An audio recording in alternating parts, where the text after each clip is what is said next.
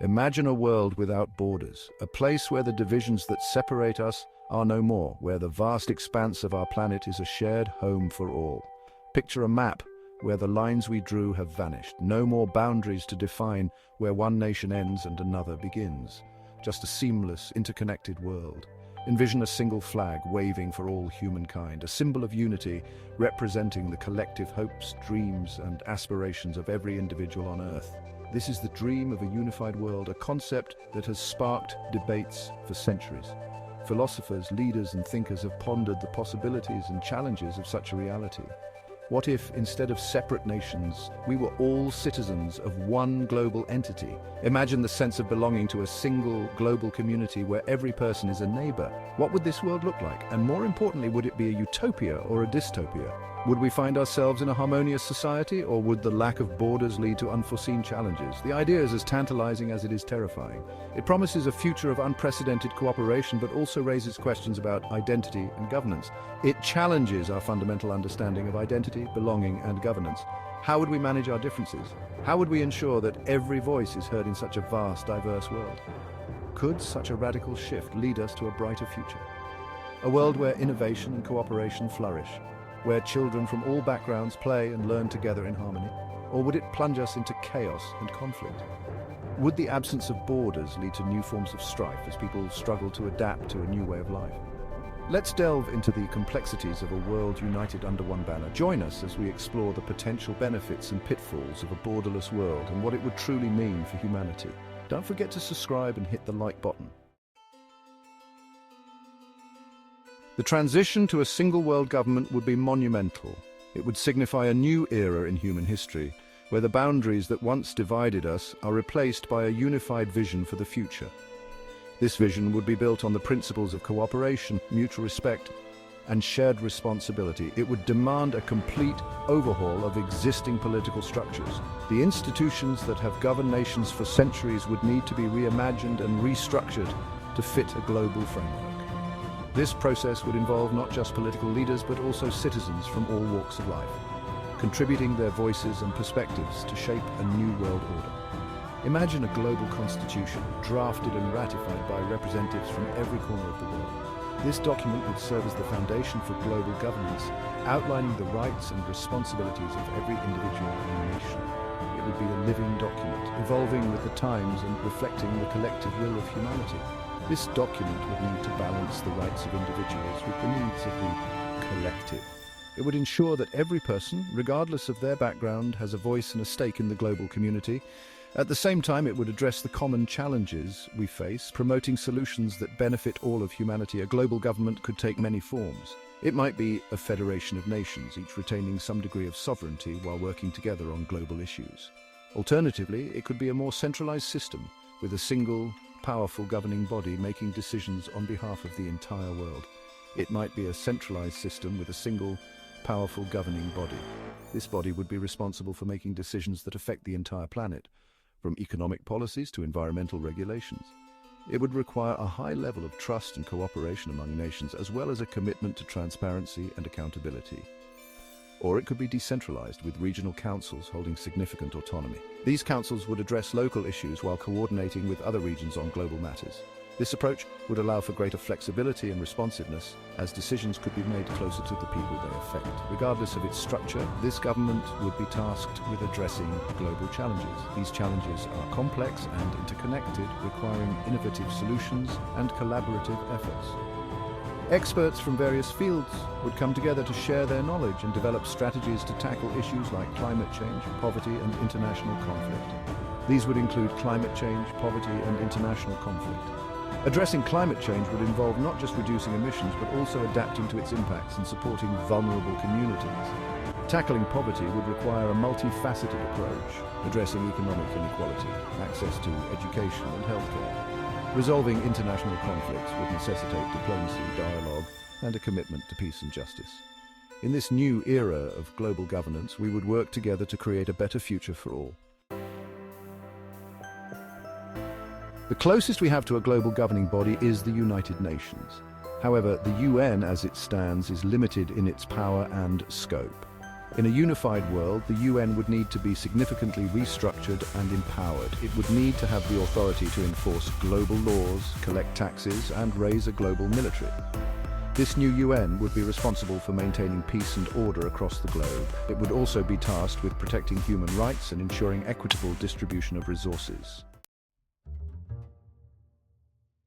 Merging the world's diverse economies would be a Herculean task. It would involve standardizing currencies, harmonizing economic policies, and addressing vast disparities in wealth and development. Imagine a world without fluctuating exchange rates. Think of the ease of trade and investment. However, economic integration would also bring challenges. It could lead to job displacement as companies relocate to areas with lower labor costs. Section 5, cultural harmony or homogeneity. One of the most complex aspects of a unified world would be the impact on cultural diversity. Would a single global culture emerge, erasing centuries of tradition and heritage? Or could we find a way to preserve our unique identities within a larger global framework? The answer likely lies in finding a balance. A unified world could foster cross-cultural understanding and appreciation. It could break down barriers and prejudices. However, it's important to ensure that globalization doesn't equate to cultural homogenization. Section 6. Language in a world without borders. Language, a cornerstone of cultural identity, would likely undergo significant changes in a unified world. Would we see the emergence of a global lingua franca, or would multilingualism prevail? A common language could facilitate communication and understanding. However, it's crucial to preserve linguistic diversity. Language is intricately linked to culture, history, and identity. Losing languages means losing valuable cultural treasures. Section 7. Resources are global commons. In a unified world, resource management would become a collective responsibility.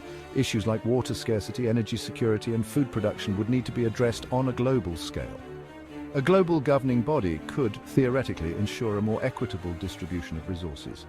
It could implement sustainable practices to protect the planet for future generations. However, this would require overcoming deep-seated inequalities and vested interests. Section 8. The paradox of global identity. The concept of a unified world raises profound questions about identity. As we move towards a more interconnected global society, the lines that once defined our cultural and national boundaries begin to blur. In a world without nations, how would we define ourselves? Would our sense of self be diluted, or would it evolve into something richer and more inclusive? The idea of a global identity is both intriguing and challenging.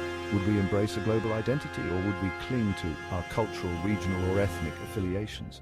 The tension between global unity and local identity is a central theme in this paradox.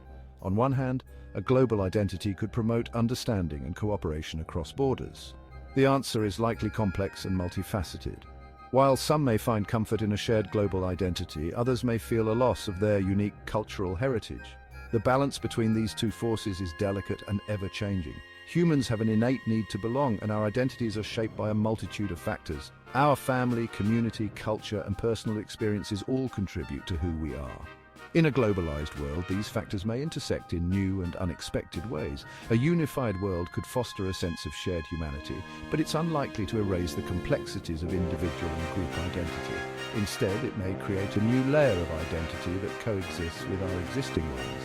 This new global identity could be a source of strength, bringing people together while still honoring the diversity that makes us unique. As we navigate this paradox, it's important to remember that identity is not a zero-sum game. Embracing a global identity does not mean abandoning our roots.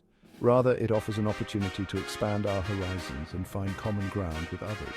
The challenge lies in finding a balance that respects both our global connections and our local traditions. Ultimately, the paradox of global identity is a reflection of the human experience itself, complex, dynamic, and ever-evolving. As we continue to explore this concept, we may discover that our identities are not fixed, but fluid, capable of adapting to the changing world around us. In this journey, we may find that our shared humanity is the common thread that binds us all together. Section 9. Navigating the transition.